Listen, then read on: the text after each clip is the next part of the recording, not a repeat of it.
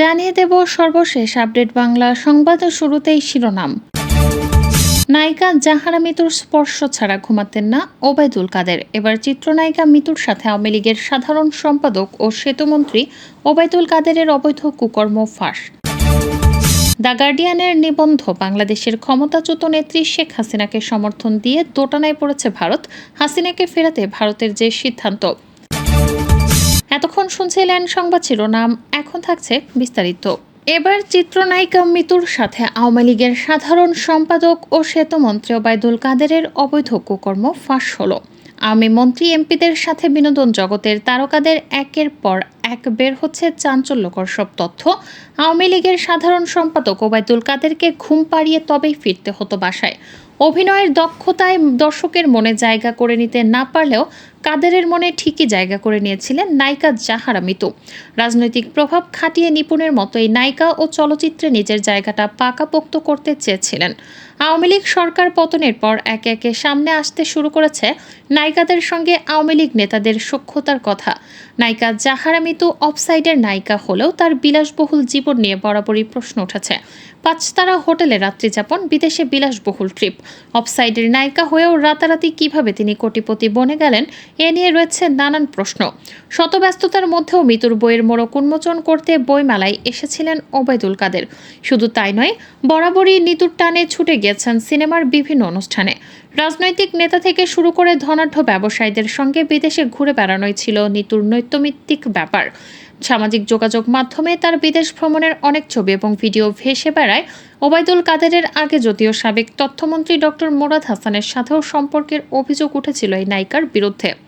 August মাসের শুরুতে যখন বাংলাদেশে বিক্ষোভ ছড়িয়ে পড়ে এবং সরকারি দমনপীড়নের জেরে বাড়তে থাকে লাশের সংখ্যা, তখন পরিস্থিতি বেগতিক দেখে দ্রুত হেলিকপ্টারে চড়ে দেশ ছাড়েন সাবেক প্রধানমন্ত্রী শেখ হাসিনা। তার সাথে কোনো রাজনৈতিক সহযোগী ছিলেন না এবং তিনি তার সিনিয়র মন্ত্রীদের কাউকে বলেননি যে তিনি চলে যাচ্ছেন। 5 আগস্ট কয়েক ঘন্টার মধ্যে তিনি প্রতিবেশী ভারতে চলে যান। তখন থেকে সেখানেই আছেন হাসিনা। যে ছাত্র বিক্ষোভ হাসিনার পতন ত্বরান্বিত করেছিল তা ক্যাম্পাস থেকে দ্রুত দেশব্যাপী গণবিপ্লবে রূপান্তরিত হয়েছিল। দেশের কয়েক হাজার মানুষ হাসিনার অপসারণ এবং গণতন্ত্র প্রত্যাবর্তনের আহ্বান জানিয়েছিল। হাসিনার সরকার সহিংসতা ও গুলির মাধ্যমে বিক্ষোভের প্রতিক্রিয়া জানিয়েছিল, যার জেরে শত শত মানুষ নিহত এবং হাজার হাজার আহত হয়েছিল। 5 আগস্ট হাসিনার দেশত্যাগের পর বিক্ষোভকারীরা তার সরকারি বাসভবনে আক্রমণ করে।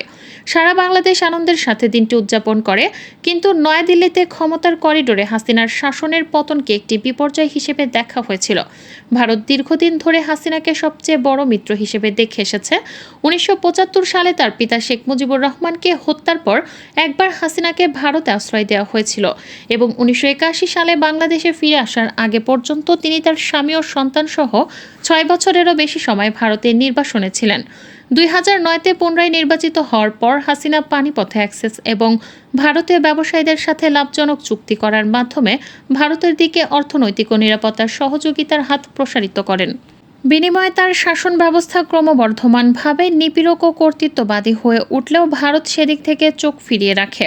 বরং ভারতীয় কর্মকর্তা ও মন্ত্রীদের বিরুদ্ধে বিরোধীরা বাংলাদেশের বিষয়ে সক্রিয়ভাবে হস্তক্ষেপ করে হাসিনাকে ক্ষমতায় টিকিয়ে রাখতে সাহায্য করার অভিযোগ তোলে।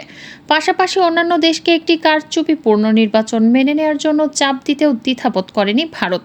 জুন মাসে ভারতের প্রধানমন্ত্রী নরেন্দ্র মোদী ক্ষমতায় ফিরে আসার পর বিদেশি কোনো সরকার প্রধান হিসেবে হাসিনাই প্রথম ভারত সফর করেন।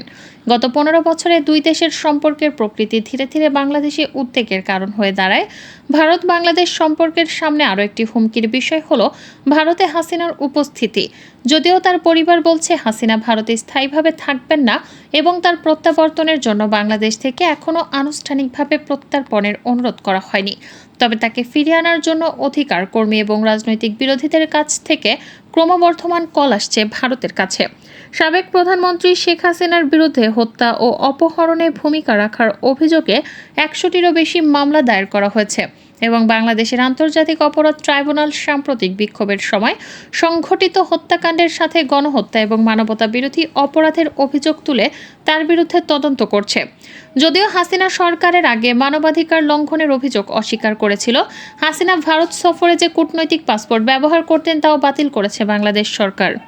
ইলিনয় স্টেট ইউনিভার্সিটির বাংলাদেশের বিশেষজ্ঞ তথা রাষ্ট্রবিজ্ঞানী ডক্টর আলী রিয়াজ বলেছেন, হাসিনার আকস্মিক পতনে ভারতকে একটি গুরুতর গোয়েন্দা ব্যর্থতার মুখোমুখি হতে হয়েছিল, যার অর্থ উল্লেখযোগ্য আঞ্চলিক বিপর্যয়ের জন্য ভারত অপ্রস্তুত ছিল। ক্রমবর্ধমান ভারত বিরোধী মনোভাব এখন বাংলাদেশে ছড়িয়ে পড়েছে। ডক্টর আলী রিয়াজ মনে করেন, ভারত রাষ্ট্রীয় সম্পর্ককে গুরুত্ব না দিয়ে হাসিনা ও তার দলের সাথে সম্পর্ক ঘনিষ্ঠ করে সব ডিম এক ঝুড়িতে রেখেছে। বাংলাদেশের ক্ষেত্রে অত্যন্ত অলীক নীতি অনুসরণ করেছে। ফলস্বরূপ ভারত এখন নিজে একটি অনিশ্চিত পরিস্থিতির মধ্যে রয়েছে। হাসিনা সরকারের পতনের কয়েক সপ্তাহের মধ্যে ভারতের মোদী সরকারের প্রতিক্রিয়ায় বাংলাদেশের নতুন শাসনের দ্বারা গণতান্ত্রিক সংস্কারের উল্লেখ সেভাবে পাওয়া যায়নি। পরিবর্তে প্রতিবেশী দেশে অস্থিরতা এবং হিন্দু সংখ্যালঘুদের হুমকির বিষয়ে গভীর উদ্বেগ প্রকাশ করেছেন মোদী। মার্কিন প্রেসিডেন্ট জো বাইডেনের সাথে ফোনালাপের পর মোদীর প্রকাশিত একটি আনুষ্ঠানিক বিবৃতিতে বিষয়টিতে আবারও জোর দেওয়া হয়েছিল। মার্কিন বিবৃতিতে বাংলাদেশের বিষয়ে কোনো উল্লেখ না থাকলেও ভারতীয় পক্ষ বলেছে যে দুই দেশের নেতা স্বাভাবিক অবস্থা দ্রুত পুনরুদ্ধার এবং আইন শৃঙ্খলার প্রয়োজনীয়তা নিয়ে আলোচনা করেছেন। মোদীর মন্তব্যগুলি সীমান্তের ওপারে সমালোচিত হয়েছে। একজন বাংলাদেশি ভাষ্যকার বলেন, আমরা স্বাভাবিক অবস্থা ফিরিয়ে আনার চেষ্টা করছি না, আমরা গণতন্ত্র পুনরুদ্ধার করার চেষ্টা করছি। বৈষম্য বিরোধী ছাত্র আন্দোলনের পক্ষে ছিলেন বেশিরভাগ শোবিজ তারকা, তবে বিপরীতেও ছিলেন অনেকেই। বিশেষ করে গত সরকারের আমলে সুবিধাভোগী বেশ কজন তারকা এ আন্দোলনের সময় ঘৃণা ছড়িয়েছেন। সে সংক্রান্ত একটি হোয়াটসঅ্যাপ স্ক্রিনশট ভাইরাল হয়েছে আজ সকাল থেকেই, যেখানে আলো আসবেই নামক একটি চ্যাট গ্রুপে বেশ কজন শিল্পী ও সাংবাদিককে ছাত্র আন্দোলনের বিরুদ্ধে কথা বলতে দেখা যায়। সেখানে থেকে পাওয়া যায় অভিনয় শিল্পী অরুণা বিশ্বাস, জায়েদ খান, চিত্রনায়ক ফেরদৌস, রিয়াজ, অভিনেত্রী সোহানা সাবা, তারিন সুইটি সহ বেশ কজনের নাম। সেখানে তাদের বেশ কজনের কথোপকথন দেখা যায়। এক পর্যায়ে একজন লিখেন, বঙ্গবন্ধু শেখ মুজিবুর রহমান মেডিকেল বিশ্ববিদ্যালয়ে আগুন, ফায়ার সার্ভিস ও গণমাধ্যম কর্মীদের ঢুকতে দিচ্ছে না টোকাই জামায়াত ও শিবিরের মেধাবী আন্দোলনকারীরা। এরপর বিপরীতে অরুণা বিশ্বাস উত্তরে বলেন, গরম জল দিলেই হবে। এর মধ্যে অনেকেই অরুণা বিশ্বাস সহ ছাত্র আন্দোলনের বিরুদ্ধে উস্কে দেয়াদের আইনের আওতায় আনার দাবি জানিয়েছেন। কুমিল্লায় মাত্র 11 বছরে শূন্য থেকে কয়েকশো কোটি টাকার মালিক বনে গেছেন সাবেক এলজিআরটি মন্ত্রী তাজুল ইসলামের ব্যক্তিগত সহকারী মোহাম্মদ কামাল হোসেন। একজন কৃষকের ছেলে কামাল এক সময় তার পরিবারের ভরণ পোষণ জোগাতেই হিমশিম খেতেন। হঠাৎ তার এমন বিত্তশালী হয়ে যাওয়ার রূপকথার গল্প কেউ যেন হার মানায়। গুঞ্জন রয়েছে, বাহার কন্যা সূচনার সঙ্গে তার ঘনিষ্ঠ সম্পর্ক রয়েছে। নিজেকে তাজুলের ব্যক্তিগত সহকারী পরিচয় দিয়ে নানা অপকর্মে জড়িয়ে পড়েন তিনি। 2018 সালে তাজুল স্থানীয় সরকার, পল্লী উন্নয়ন ও সমবায় মন্ত্রীর দায়িত্ব পেলে কামালকে মন্ত্রীর উন্নয়ন সমন্বয়কারী হিসেবে দায়িত্ব দেওয়া হয়।